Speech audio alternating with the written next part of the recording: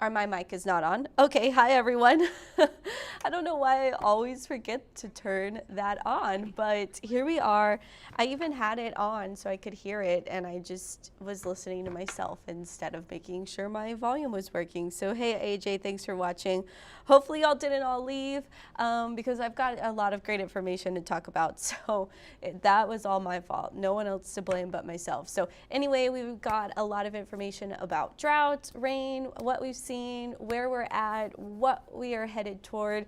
And the unfortunate news is there's not a whole lot of rain in the current forecast, but that doesn't mean that we're going to be dry all winter long, right? Because we are heading into El Nino, and in El Nino we do tend to stay in a wetter pattern.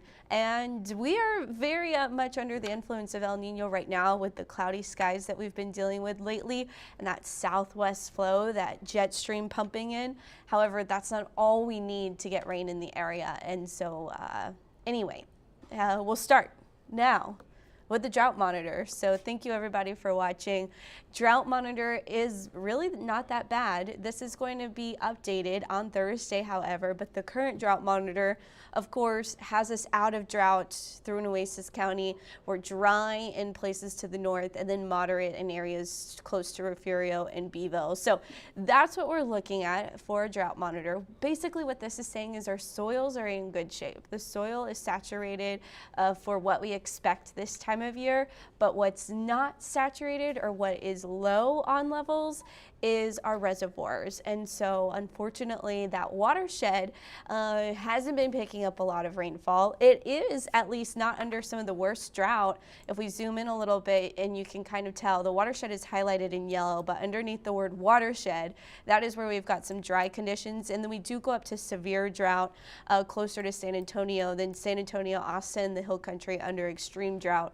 But our watershed is not under the worst drought. So what that is telling me is that if we get some rain in that area, it will go into our reservoirs. However, there's not a lot of rain in the forecast. So here's the latest lake levels. Unfortunately, we are nearing that level 2 water restriction. 31.7% is our combined lake level. Lake Corpus Christi has continued to fall below 50%. And so not a good sign. Our week change is down by 0.3%. Our month change is down by 0.7%. And here's how we got there. So you can tell it's been pretty dry. The months we got rain, we got a lot of rain. April had a surplus of 7.49 inches of rain. And then August had a surplus of that's a lie. The total in April was 7.49 inches.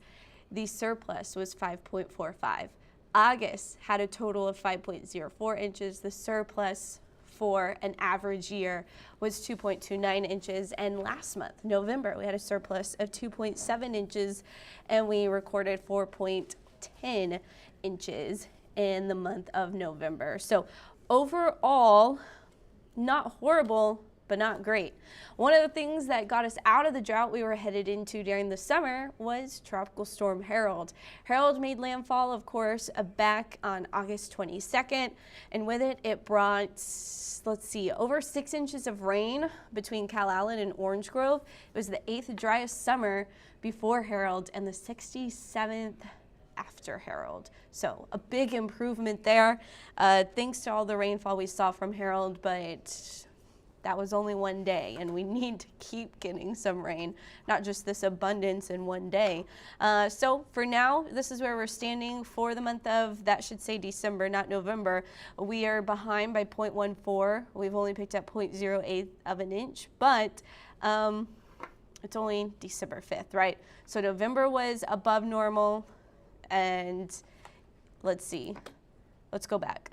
November was above normal, October was above normal, September was well below normal, and then August was above normal. So as we head into these fall months and then the winter months now, we are still expecting to get above normal precipitation. So that average rainfall for us, for for all winter is 4.61. So we don't tend to see a lot of rain during the winter months, but we are expecting to see more than normal, and that is because of El Nino's influence. So what El Nino is that warmer than normal sea surface temperatures kind of in the equatorial Pacific area, a few, just a little bit north of where the equator is. So essentially, the subtropical jet is stronger, and it's placed right over the west during a typical El Nino. Well, we have been getting that southwest flow coming up, which has been keeping us a bit cloudy. It hasn't produced a ton of rainfall for us recently, or as in right now, but that is one of the reasons why we have seen some decent amount of rainfall. So the subtropical jet is going to be more relevant during the winter, and that tends to lead to more rain and maybe slightly cooler temperatures. That's more so just because of cloud coverage, not necessarily big drops in temperature. But yeah, so there's that subtropical jet. You can really see it here pumping that water vapor imagery in between the high and the low, right? We talked about this yesterday if you were here. So that subtropical jet, that's the reason why our skies have been gloomy. We saw more sunshine, honestly, yesterday than I kind of expected. But this is what I expect for today, fairly gloomy conditions, unless you live further north. So like Live Oak County, maybe B County, McMullen County, those areas you may see a little bit more sun. 62 degrees right now at 10:09, 74 by 2 p.m. It is going to be another warm day out there.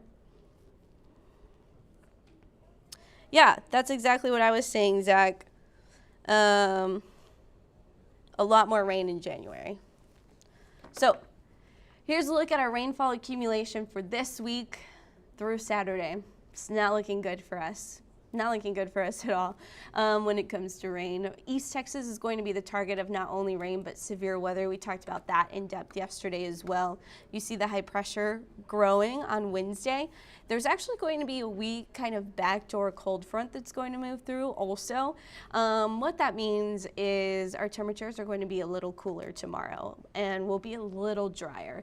But high pressure slides back off to the east, and then look at that. The moisture, it returns. So cloud coverage is expected to be back Wednesday, or into Thursday rather.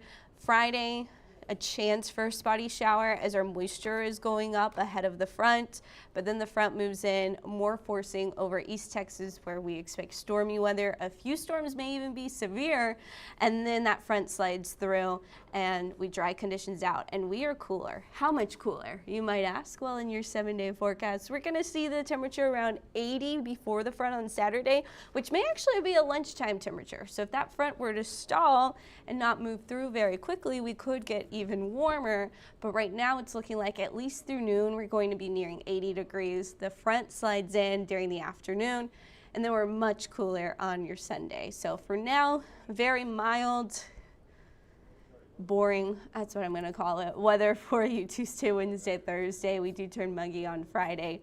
Humid and warm and windy. Those winds are going to be strong.